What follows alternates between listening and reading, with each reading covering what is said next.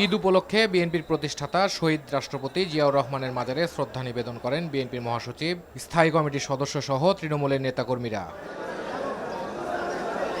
শীঘ্রই বিএনপির ভারপ্রাপ্ত চেয়ারম্যান তারেক রহমান দেশে ফিরবেন বলে প্রত্যাশার কথা জানান দলটির মহাসচিব মির্জা ফখরুল ইসলাম আলমগীর।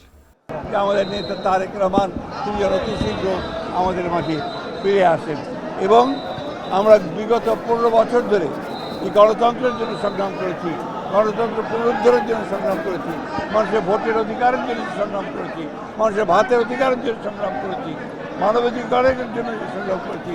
সেই সংগ্রাম যেন প্রতিষ্ঠিত হতে পারে আমরা আশা করব যে যে দায়িত্ব নিয়েছেন সে দায়িত্ব সবাই সফল হবেন এবং বিশেষ করে অন্তর্বর্তীকালীন সরকার জনগণের কাছে তাদের যে প্রতিশ্রুতি সেই প্রতিশ্রুতি তারা পালন করবেন। আমরা আমাদের দলের পক্ষ থেকেও আমরা অবশ্যই সেই প্রতিশ্রুতি পালন করব বলে আমরা শপথ নিয়েছি।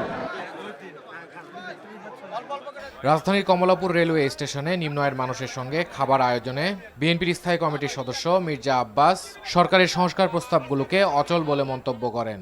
এই সরকারের সংস্কার প্রস্তাব কোন রাজনৈতিক দল এককভাবে মেনে নিয়েছে? কোনো রাজনৈতিক দল কিন্তু বলে নাই যে এককভাবে আমরা সব মেনে নিলাম, কারণ মেনে নিতে পারে না। এটা ওনারা যেগুলো বের করেছে ওখান থেকে, ওনাদের ভিতর থেকে, ওগুলা স্বাভাবিক না, কিছু অস্বাভাবিক প্রস্তাব আমরা দেখলাম, যেটা স্বাভাবিক প্রস্তাব না, যেটা বাংলাদেশের জন্য চলে না।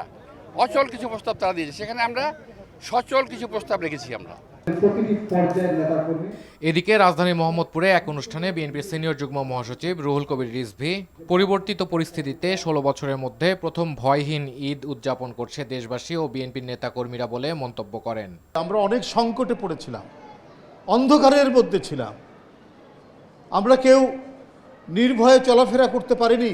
15 বছর আমরা ভয়ে আতঙ্কে নির্বিঘ্নে ভয়ে আতঙ্কে দিন কাটিয়েছে, নির্বিঘ্নে বাসায় ফেরা আমাদের হয়ে উঠত না। আজকে 5ই আগস্টের পর কিছুটা হলেও আমরা স্বস্তির নিঃশ্বাস ফেলতে পারছি। আজকে এই পরিবর্তিত পরিস্থিতিতে আমরা প্রথম ঈদ উল ফিতর উদযাপন করছি। আজকের এই দিনে আমরা ধনী নির্ধন নির্বিশেষে সবাই যাতে আমরা প্রত্যেকে ঈদের আনন্দ ভাগ করে নিতে পারবো সেই আশা রাখি। সকালে অ্যাসোসিয়েশন অব ইঞ্জিনিয়ার্স বাংলাদেশ অ্যাবের উদ্যোগে রাজধানীর পঙ্গু হাসপাতাল ও জাতীয় চক্ষু বিজ্ঞান ইনস্টিটিউটে আহতদের মাঝে ঈদ উপহার বিতরণ করেন ঢাকা মহানগর উত্তর বিএনপির আহ্বায়ক আমিনুল হক। Iftekhar Reza, NTV news, Dhaka.